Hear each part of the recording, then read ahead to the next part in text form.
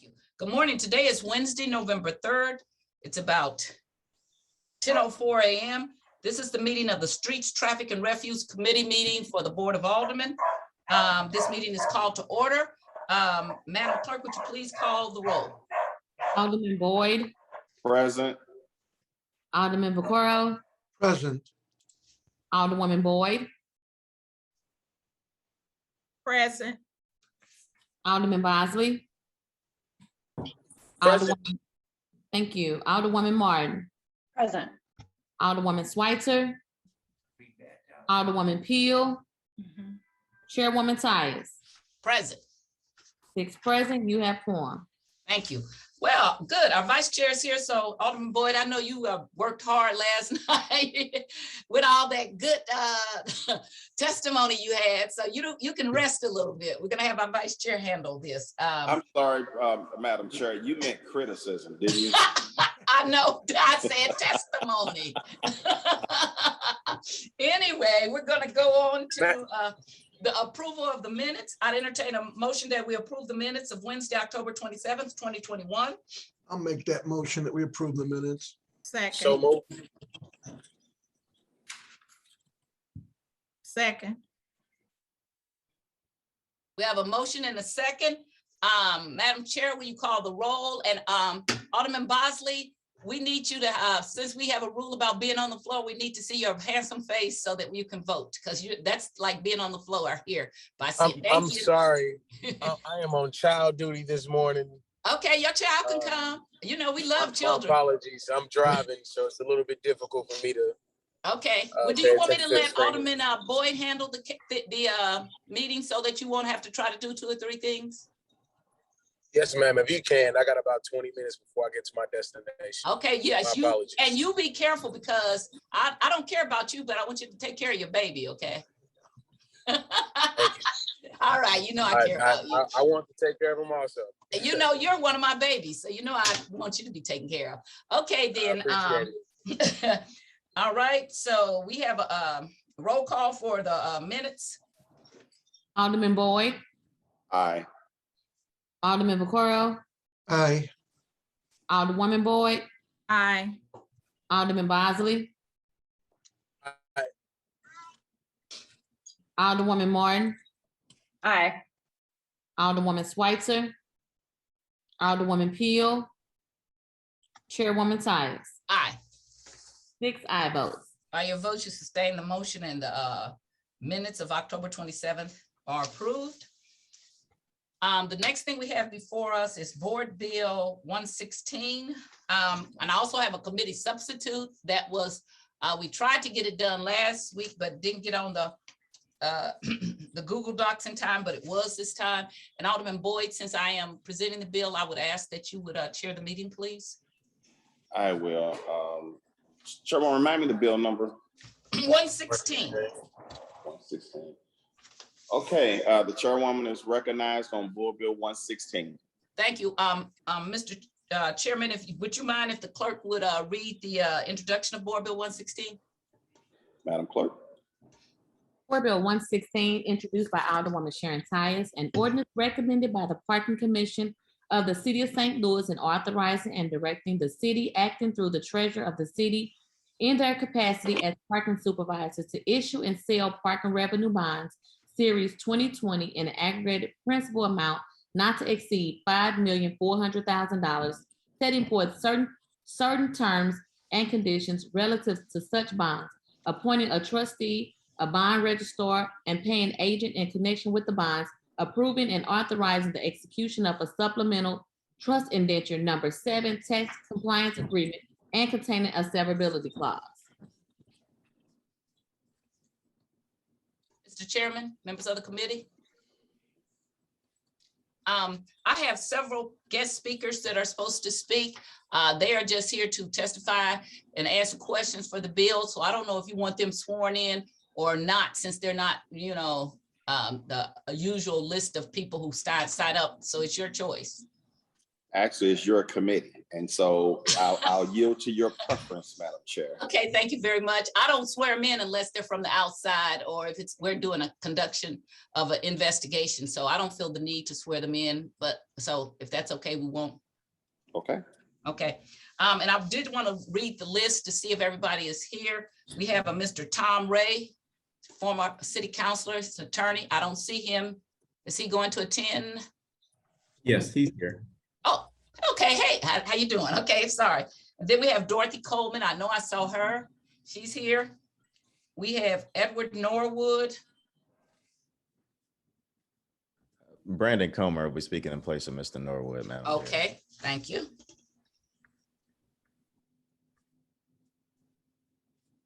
Then we have Michelle Smart. I did see her here. We have the treasurer, Adam Lane. I saw him here. I saw Mrs. Shirley. I can never say Shirley's last name. Can you say that, please, Shirley? Ruchik. She is the chief of staff for the treasurer. And then later, I guess Mr. Frank Williamson will also be joining. So I don't know if he's got any testimony, but he will be joining us. So just wanted to let you know that all those people will be available to answer questions. They know much more about this bill than I am. That's the one thing I'm not, is a good finance person. Bonds and all of that stuff go over somewhat over my head. I know a lot of it, but not all of it. I do want to tell the chairperson that I did go to Shirley to ask her about the questions that you had as far as why we weren't booting cars, and she's going to answer that. And also the other question just went out of my head, but you can remember you had two, and she is prepared to answer your questions about those. Okay, so make sure you put them to her. All right. Board bill, I have before me Board Bill 116, which I am seeking to put before the committee. I'm tired. I took some medicine this morning. Okay, so walk me through the steps, Madam Chair, Mr. Chairman, because I am tired. I took some medicine because my blood sugar is acting up. Mr. Chair, can't hear you. Sorry. Yeah, why don't we go ahead and have the treasurer introduce everybody to be part of the presentation. Generally, they just make a presentation about, what we're doing, why we're doing it. And so I like to yield to the treasurer at this time. That's good. That'll be better for me because I really did take some medicine and I'm not at my top of my game. All right, thank you, Mr. Chair. Thank you, members of the board. I will acknowledge, I see a hand up from Alderman Vaccaro, so I don't want to be ignorant of that. I don't know what we would do with that. Mine was just going to be a question. Should we, and it's more technical question, should we be doing this, discussing this, or should we put these committee substitute in front of us? He's correct. Well, it's either or. It depends on how the chair wants it. I'll talk about the bill, then I'll introduce the committee substituted and show the differences. But I'll yield to the chair. It's her bill, how she wants to move it. Mr. Chairman, no, I'm really asking you seriously. I took some medicine, so I want you to handle it the way you handle it. And when I ask people, I get out the way and let them run the meeting, okay? Okay, well, why don't we go ahead and just have the bill presented, and then we'll come back with the substitute and explain the differences. Thank you. So again, thank you, Mr. Chair. Thank you, members of the board and this committee. We are introducing Board Bill 116 to refund some of our debt. We are looking to refund our 2015 Series A bonds so that we can issue these new ones. The simplest way that I can put it, it's kind of like refinancing. So we are looking at some old debt we have and trying to take advantage of this interest rate environment so that we can have significant savings moving forward. We believe that this is very advantageous to us for a number of reasons. One, the tax exemption that comes along with it, but the biggest reason is the anticipated savings. So we're looking at over the life of this bond by front loading a lot of the savings that we would see about $730,000 in saving. 400,000 of those dollars would be in the very first year because of the better interest rate that we'd be able to recoup. The additional benefit, at least that I see, usually when you refinance, let's say a mortgage or any loan, the maturity date extends. We currently on our 2015 Series A bonds, the end date is December 2030. I'm sorry, 2031. With this reissuance, we would be able to have a maturity date that actually ends December of 2030. So this is what we're coming to you with, and we have Brendan Comer and also Dorothy Coleman and Mr. Ray here to go into some of the details or answer any questions that you might have. We are looking to get this done with a bit of a sense of urgency. So we make our payments twice a year. So in December, we have a principal plus interest payment. And then in June, we have interest due as well as our fiscal year ends. What this will allow us to do, again, to reiterate, $400,000 in savings in the very first year. And that would go into effect this December. So next month, when our principal and interest payment comes up, we'd be able to realize those savings almost immediately based on the interest rate environment that we have right now. So I will keep it short there. I will turn it over to Brandon Comer to provide some additional color, and then we will entertain questions from this group. Thank you, Treasurer. You covered most of the presentation, so I appreciate your thoughts. Just to add a little bit more detail, as the Treasurer mentioned, the 2015 A bonds were issued for parking meters and various other capital projects. They were originally issued in the amount of $6,440,000.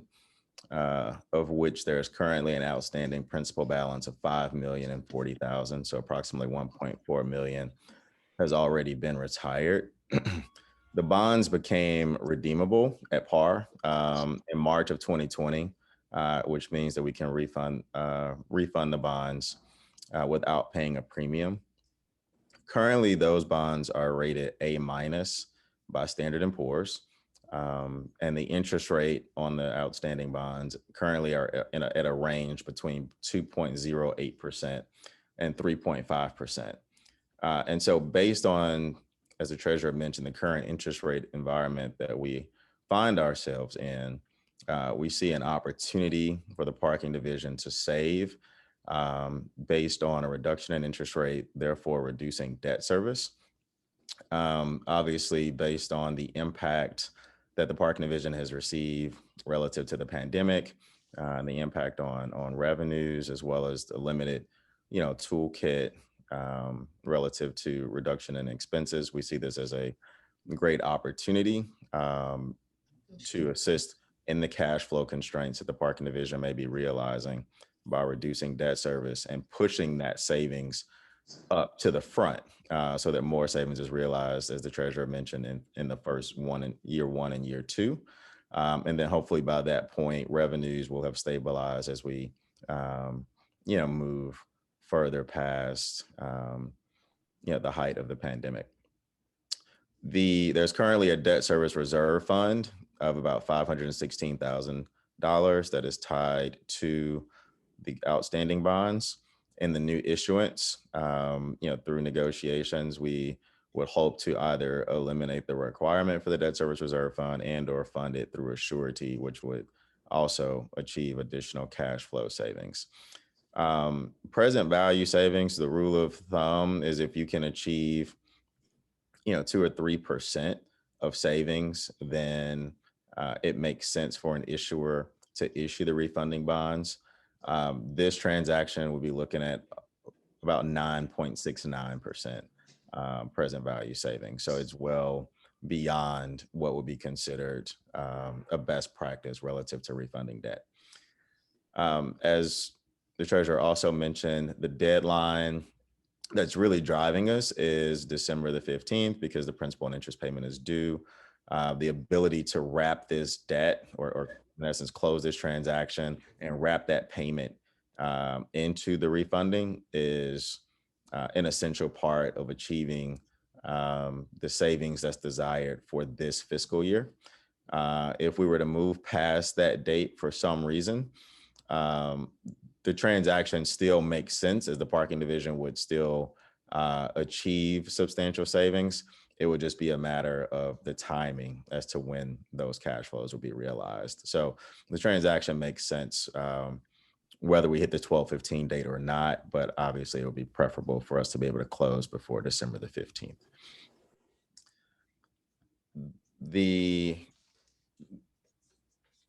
Forgive me, but Mr. Chair, I think there is a difference in the method of sale between the prior bill and this. Would you like for me to go through that now, or wait until we discuss the differences between the two items?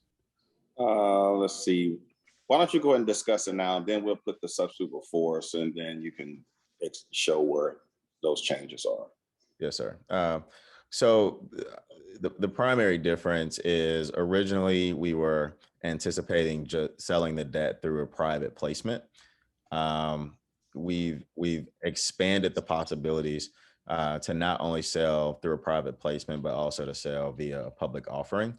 And that decision was made because we now have a little bit more color relative to the projections for the parking division, potential utilization of stimulus funds, and then also we've already had to be in contact with the rating agency for an annual review, and therefore, whatever action they might take is going to happen anyway. So we might as well explore the option of going to the public markets, which expands the universe of buyers and could potentially help drive down the interest rate.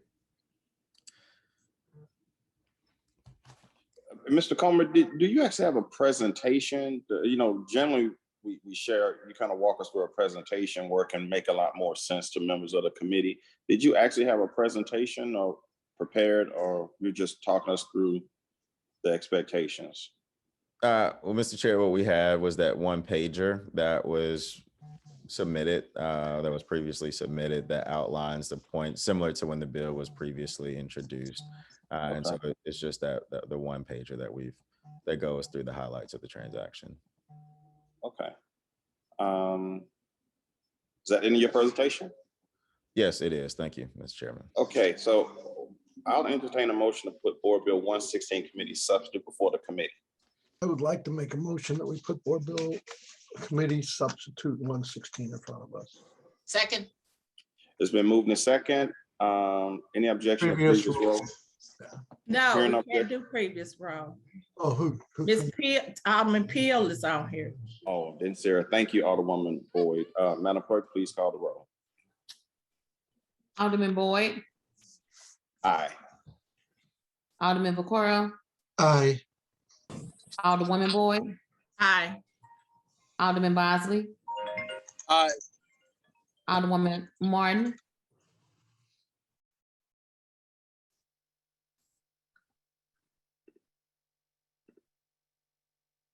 Alderwoman Schweitzer, Alderwoman Peel, Aye. Chairwoman Tyus, Aye. Alderwoman Martin, Aye.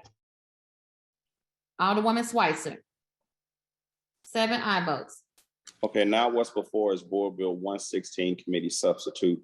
Mr. Comer, I looked at the substitute.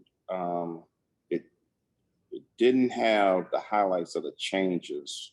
And I'm looking, forgive me, I'm looking on my phone. Do they actually show the highlights of the changes? Do it?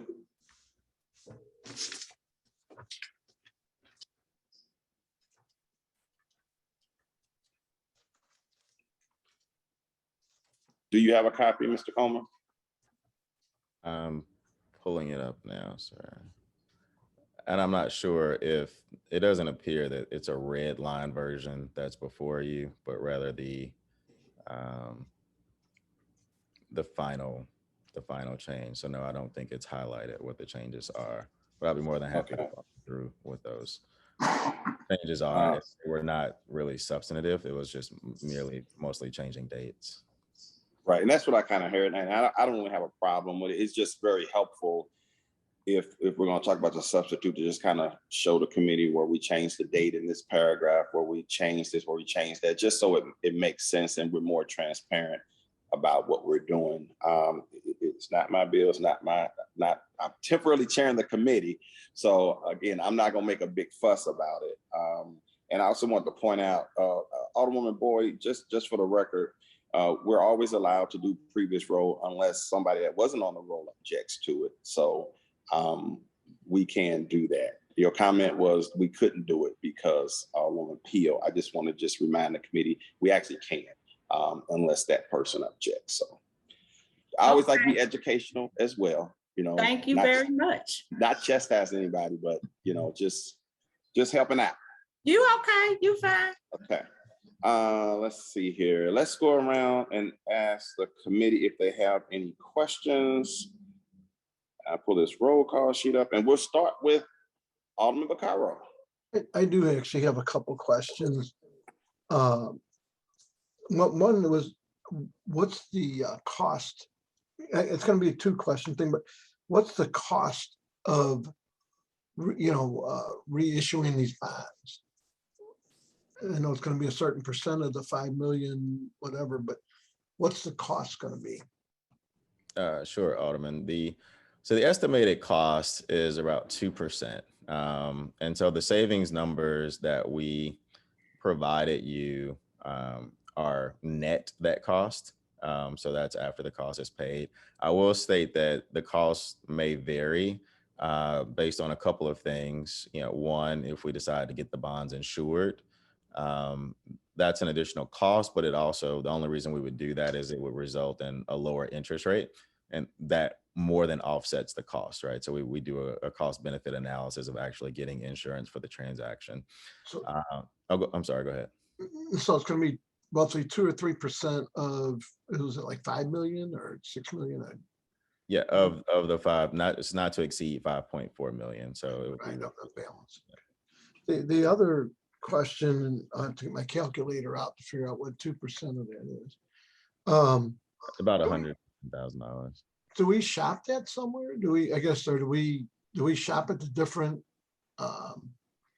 bond companies that put the stuff out, or do we just have someone we deal with? Or yeah, so the Treasurer's Office maintains a pool of underwriters. So every 2 or 3 years, they put out an RFP for underwriters to submit, and usually a pool is selected of 4 or 5 different investment banks. And then for each lending opportunity, those investment banks have an opportunity to declare, their interest, what they think what their fee would be for this particular transaction, the rate they think they could achieve, the universe of buyers that they would touch. And then based upon that, the Treasurer's Office makes a selection as to who would be the underwriter for that particular transaction. okay, but I'm always in for saving money. The other question, I know this was kind of a rough year for parking. In fact, all the parking companies downtown when there's no business. But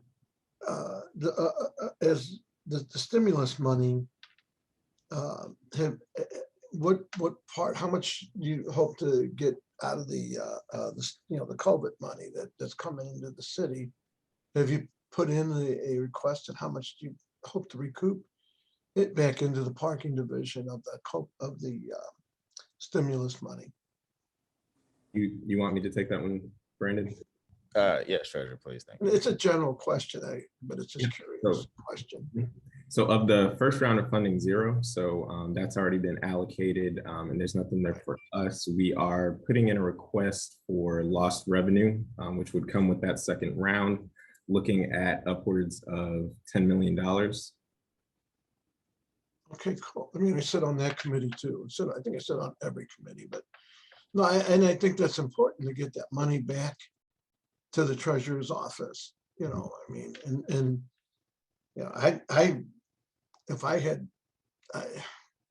but it's a whole different subject. But I just wonder. But yeah, if you can come up with, because we obviously have to spend that money in a certain amount of time. So, I think $10 million is a good amount. Maybe you should even shoot for more. But anyway, thank you. You've answered my questions. I'm always in for saving money. And thank you. Thank you. Okay, Alderwoman Pam Boyd, No questions. Alderman Bosley,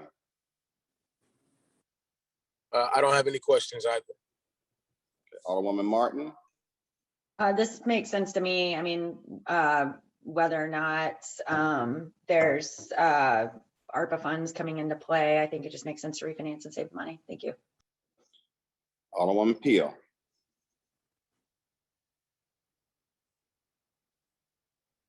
No questions. okay, let's have a couple of questions. Mr. Comer, let's go back to the cost, and I think I heard it would be around 100,000 or so, issuance costs. I know you said 2%, but Yeah, just give me 2 to 3. Yeah, well, and I wanted to expound on that. So, 2 to 3%, which again, that's not inclusive of if we decide to do insurance, Mhm. because that's an additional cost, but that cost would only be incurred if it's because we could achieve a lower interest rate that would offset the cost. So we would do a cost justification analysis before deciding whether or not to utilize insurance. So that I'm clear, the 730,000 projected savings, is that net savings? That's net savings. Yeah, all of the Okay. numbers we provided are net. That's correct. Okay, so the issuance costs, all that stuff is taken into consideration. Gotcha. Yes, sir. Okay. I'm certain, I mean, it's pretty much a no-brainer, to seek savings. But I question why we put money in a budget that helps us with our bond ratings, and then we don't seek that revenue. And so I'm talking about booting. So we haven't booted cars for a couple of years, and in my mind, for no valid reason. But we're looking at savings, and that's just not making sense to me. So my question is, Mr. Treasurer, why are we not booting cars and taking advantage of those savings, although we have it in the budget as projected revenue? Thank you, Mr. Chair. I'll say first and foremost, we do look at savings, and we do look at ways to increase revenues as well. As you all are aware, we just increased ticket prices and rates. A couple of things with booting and towing, actually a couple of things that we did introduce. So one is the rates going up, and then also the parking and towing assistance plan. And I'm gonna bring that up because it does kind of put the numbers into perspective. I'm gonna throw out some numbers here. One is that, like, currently, or when we started, we had about 100 or so citizens that were in the program. Right now we're down to, I believe, just over 30. So we've had a bunch of citizens who have actually paid off that debt and paid off those fines, money that we wouldn't have recouped anyway, upwards of about $60,000. Booting and towing probably brings in $70,000 to $90,000 annually. So that would be, so the savings that we'd realize in the first year of this reissuance would be more than 4 times what we would get from an average year, a good year, so to speak. Good is relative when it comes to booting and towing, but what we would realize in a good year of booting and towing.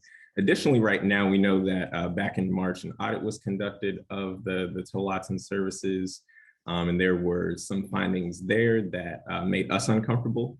And we're waiting to, we know there's an ongoing investigation. We know that there were issues with sales and what was reported, what wasn't reported at the toll lots. And for us, because that situation is very, I would say, I'll just use my own words, I would say that situation seems a little unstable.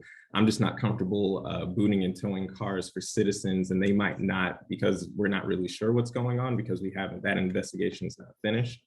I would be uncomfortable sending people there, hardworking St. Louis citizens who need their car to go to work and are paying now that they're in our parking and towing assistance program, just be uncomfortable not knowing what's going to happen with their vehicle, if they're going to get a fair shot over at the lot. So I know on our end, we are waiting to make sure, because our goal is not to take cars away from citizens or to have them have unnecessarily high parking debt, but it's just to, again, we can enforce law, and we can also be, we can be caring as well. So I would not want to put people into another unfortunate situation, but look for ways that we can actually recoup the dollars that are outstanding. So it's, again, with that small number, of around $70,000 in a non-pandemic year, it's actually been much more advantageous to seek programs where we can actually recoup the ticket amounts and balances that citizens actually have than to boot and tow them. Let me ask you this, it's, do we have projected revenue for booting in the current budget? Projected revenue for booting in the current budget. I can pass that to Michelle because I don't want to tell you something that is not true. But yeah, so Michelle, would you be able to shed light on it, whether we put that into this year's fiscal budget? Yes, we did put a $5,000 estimated revenue amount in that budget for fiscal 22 because of, as Treasurer just said, the ongoing investigation, not knowing where we might end up with that. And so as you know, as an estimate, as budgets are, we put a very low amount in there, not knowing where it could possibly land by the end of fiscal 22. But again, that is extremely small in comparison to what we normally would bring in from a booting revenue standpoint, which is still extremely low of around 70 to 95. I think that we might have gotten over a little bit over 100,000 in fiscal 18, like 104,000. But in comparison with our total revenue base, it's very small. Okay, so what I'm hearing is there's a lot of trepidation about the operation of the tow lot. And since you don't feel comfortable with those operations, then you don't really see a need to have cars taken to the tow lot. Is that what I heard, Mr. Treasurer, basically? Essentially, yes. And while there's an ongoing investigation. Yeah, and you want to have compassion for people who need their cars to go back and forth to work, right? Yes. Right. So, but you also increase the fines on parking, which can make it more challenging when people get a parking ticket. So parking tickets went from what, $15 to how much? 20. 20. And then it doubles in how many days? After 45. And then it triples after how many days? Sorry, doubles after 30, triples after 45 days. So typically a ticket that has tripled would be how much when it gets tripled? So 60. $60. Okay. So you don't think increasing parking fees could be an undue burden on people? I wouldn't say that. Well, it depends on the person. So the average person who's getting a $60 ticket or a $20 ticket is usually paying that ticket. What we're seeing and what we're trying to recoup through the parking and towing assistance program are folks that aren't paying those tickets. So it's not just $60, it's a series of $60 plus fees. You'd actually be surprised at how high these balances go up. So, you know, a $15 or $10 ticket, depending on how far back you go, has now led to hundreds or thousands in balances for folks. So those are the ones who feel like they're so backed up that they can't pay at all. And so that's why we've seen the parking and towing assistance program bear real fruit in terms of this. And so we're actually able to recoup more of those balances, so those hundreds and those thousands, than we would have by actually booting, because when we boot it in tow, we might get the original ticket balance back. We actually wouldn't get, you know, the fees and everything like that. So in terms of undue burden, a lot of the people who get the 15 or the, well, now $20 tickets, they're paying those. And if it gets to 60 after 45 days, they're paying those as well. It's the ones who have had those historical balances that are the ones that we've seen the most benefit out of this. Okay. Can you submit to the committee a copy of the current report, the program where people are on a payment plan? It sounds like it's working really well. I'd be curious to just get a detailed report on that. How many people, you know, in the program I was generated, basically kind of what you spoke on. Absolutely. The other question, I guess booting probably was part of this other question, probably was because of booting. One of the frustrations that I had to advocate for constituents was when they went to get the car from the tow lot, they were told you got to go across town towards the 7th Street and pay the fines and then come back. So the two-step process. And when I was on the parking commission, we created a policy where we would have, and we funded a position to be at the tow lot so that people wouldn't have to travel back across town. Whatever happened with that position? And we are well aware of that position. I'm going to let Michelle speak to that. Michelle, you want to shed some light, Michelle or Shirley? I know that we had included, based on discussions that we've had previously, we had included a cashier lot position in our fiscal 20 budget. But the setup associated with that and how the system would be able to be utilized to try to make that happen. There were several dynamics behind that that needed to be resolved in terms of PCI compliance issues, as our IT director had indicated to us when we decided we were going to look at that whole situation.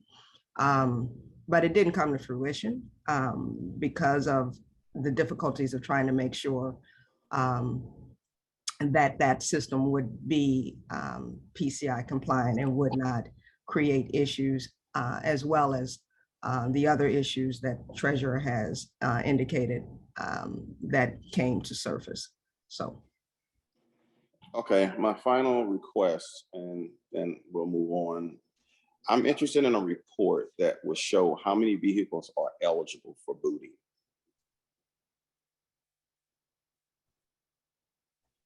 And that's all of my questions. Thank you, Mr. Chair. And we can provide that as well. I appreciate that. Madam Chair, you want to close on Board Bill 116 committee substitute? I had a couple of questions myself. Oh, I didn't raise my hand. You just ignored me. I even did this, but I wasn't rude and I didn't step in, okay? Because you were chairing the committee. So I was very respectful of the chair. Okay, I wasn't there. I'm sorry. Please forgive me. I see this nice looking brown hand in the corner now that you mentioned it. Okay, it's been there. I'm respectful, okay? I wanted to ask, we made a bond payment already, I guess.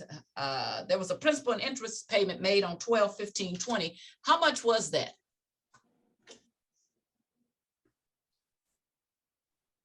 Anybody? I can answer that, Alderwoman Tyus. Give me a minute to look that up real quick.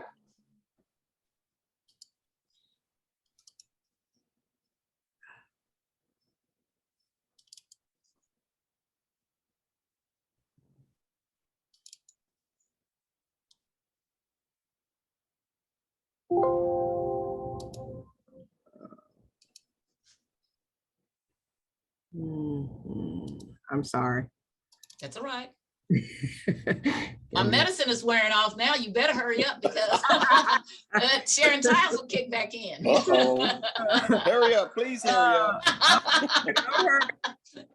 So for 2015A, the December 2021 payment, 2020 payment would have been, oh, wait a minute. Would have been 512,274. Had 365,000 in principal and 147,000 in interest. That would have been in December of 2020. And do you see that significantly changing with refinancing? I'll defer to Brandon on that one. Yeah, so the annual payments, Madam Chair, will go down in the first year about $400,000, the second year a couple $100,000, and then all of the subsequent years it'll be slightly less than it's been on the old bond issues. So most of the savings is going to be realized in the first 2 years, and then after that you'll see between a 10 to $20,000 a year reduction for the remainder of the years. Okay, and also I got a little cheat sheet here. It says the method of sale expanded to allow public offerings in addition to private placement. Can you explain that to me, what that means, please? Yes, ma'am. So previously, as we were, when the bill was originally introduced, in the onset of the pandemic, there was a lot of uncertainty around the revenues of the parking division, as well as rating. And so the method of sale at that time that was chosen was a private sale, because you can go directly to institutional buyers, have those direct conversations, and we'd received strong interest.